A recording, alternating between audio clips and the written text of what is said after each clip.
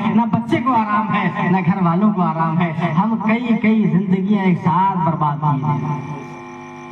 की। सोच लीजिए जो भी सारी चीजें आप और हम कर रहे हैं, इनमें हमारा और आपका जो हिस्सा जा रहा है, ये एक हिस्सा नहीं, हमारी जो ढील है ना, अल्लाह के नबी शान फरमाते हैं, शायद किसी ने हदीस बयान फरमाई थी कि जो बुरा काम आप शुरू करेंगे, अगर किसी दूसरे ने शुरू कर लिया, मिसाल के तौर पर आपने किसी को जुआ सिखा दिया, आपने किसी को शराब का नशा सिखा दिया, आपने किसी को गांजा का नशा सिखा दिया, आप तो खत्म हो गए। वो चेला बनाता रहा, उसने किसी को बना दिया, उसने किसी को बना दिया, अब तुम मर करके कब्र में चले गए हो, अब तुम गुनाह नहीं कर सकते। लेकिन वो तुम्हारे चेले जिन्हें तुमने गांजा सिखाया है, जिन्हें तुमने जुआ सिखाया है, जिन्हें तुमने शराब पीना सिखाया है, अब वो दूसरों को कर रहे हैं और दूसरों को सिखा रहे हैं। अब तुम दुनिया से चले गए, लेकिन आजाद तुम्हारे सरों पर बराबर जा रहा है। अल्लाह के नबी इरशाद फरमाते हैं, जिसने कोई बुरा तरीका ईजाद किया और फिर ईजाद करने के बाद जितने लोग वो करते जाएंगे, उसका गुनाह तो पड़ेगा ही, क़यामत तक जितने लोग करेंगे। अगर लाखों लोग वो गुनाह करते जाएंगे, तुम मरकर कब्र में चले गए हो, उन सबका गुनाह तुम्हारे सर पर लाद दिया जाएगा। आप समझते क्या है डीजे की महफिल किसने ऑर्गेनाइज की? आप समझते हैं कि यार बहनोई साहब मान ही नहीं रहे, बहनोई साहब नहीं मान रहे। भाई बहनोइयों के भी बड़े जलवे होते हैं, उनकी घर में नहीं चलती है, ससुराल में उनकी चलती है, बहुत जलवा रहता है उनका। जरा जरा सी बात पर नाराज हो जाएंगे, ये हमें खाना नहीं मिला। दूसरे बहनोई की अगर ज्यादा इज्जत होगी, अरे उसकी ज्यादा इज्जत कर दी। बड़े बहनोइयों के जलवे होते हैं शादी में, इधर भागना उधर भागना, इधर भागना उधर भागना।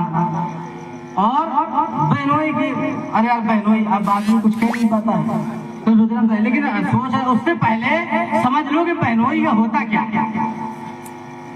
5,000 रुपए 10,000 रुपए जो हमने डीजे में खर्च किए बहनोई के लिए, दी किसने? हमने। गए किसकी जेब से? हमारे ये घर वाले डीजे की। अगर बहनोई की इतनी ताकत हो तो बहनोई खुद खर्च करते हैं। हम तो कहते हैं बहनोई पूरी शादी कर ले, डीजे भी बजवाए और पूरी लड़की का जहेज भी दे दे, खाना भी कर दे, तब हमें मजा आया कि भाई बहनोई वाकई में लायक बहनोई करने वाला। अगर इतना बहनोई कर ले, वो तो बहनोई का ये हाल होता है कि जो लाता है ना दूल्हे के लिए कपड़े फलाना ठिकाना, उसका भी डबल वसूल करके जाता है, और फिर ये सोचता है कि यार बहनोई के जलवा, डबल वसूल करके जाता है, और ना दिया तो नाराज। अरे बहनोई का जो टसन होता है ना यहाँ ससुराल में, बड़ा जबरदस्त होता है। अब बहनोई तो पैसा कहाँ से हमारा जाता है। अब ये सोचने की बात है, हम अपने बहनोई को देखेंगे कि हम अपने गुनाहों को देखेंगे? किसको देखेंगे? 5,000 7,000 रुपए का अगर गुनाह हम अपने सर ले रहे हैं, क्यों? एक बात और बता दूं आपको, समझ लीजिए, अपना गुनाह गुनाह होता है, लेकिन दूसरे का गुनाह डबल गुनाह होता है। समझ लीजिए, मिसाल के तौर पर ये महफिल अकील भाई ने या किसी ने इनके अहले खाने ने की जाती, अकील जितने भाई लोग हैं ये, इन सबका सवाब अकील भाई को जाएगा, हमें भी मिलेगा, आपको मिलेगा, लेकिन इन सब के बदले इकट्ठा सवाब उनको जाएगा। यही सूरत वहां भी है।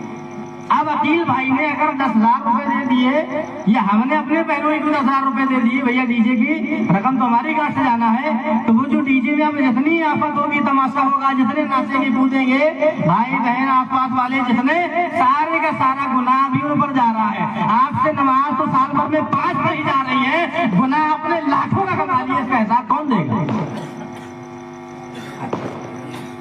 अगर बहनोई की इतनी फिक्र है तो कयामत की जरा फिक्र कर लेना। वहां माँ बाप तो काम नहीं आएंगे। यौम अफरुल मर्द नसी बउम्मिही वाबी वसाइबती वबनी लिकुल्लि इम्रिइन मिनहुम यौमइदिन शाअनुन युगनी। रब साहब फरमाता है, बाप बेटे से भागेगा, बेटा बाप से भागेगा, बीवी शौहर से भागेगी, शौहर बीवी से भागेगा, कोई मदद करने वाले नहीं होगा।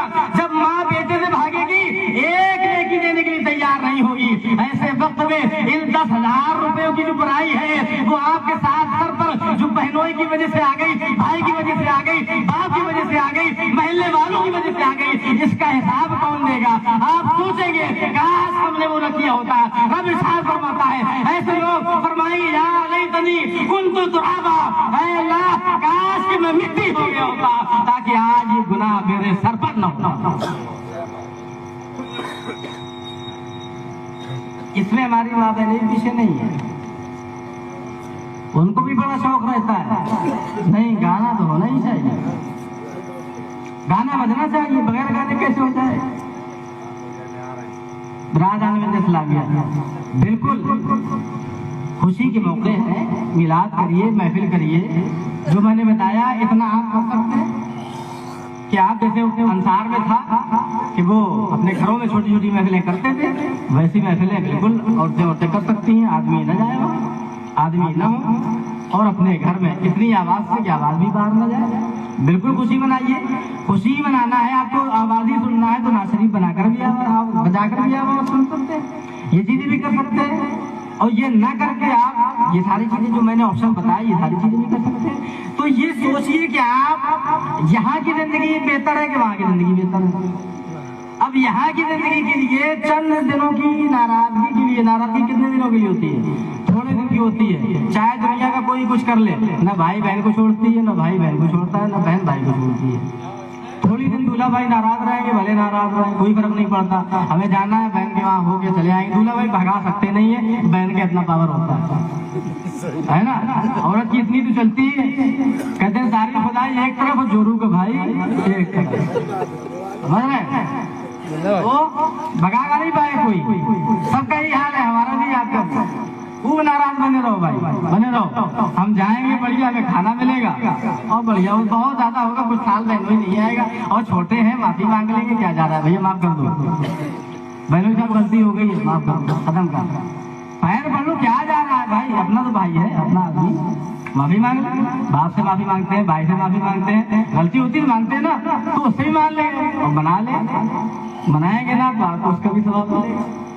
अल्लाह के बंदे साथ फरमाते हैं कि जिसने किसी मुसलमान से कोई नाराज को राजी कर दिया, उसके लिए बहुत बड़ी खुशखबरी है कि वो अच्छे लोगों में शुमार किया जाए, उसका सवाब मिलेगा।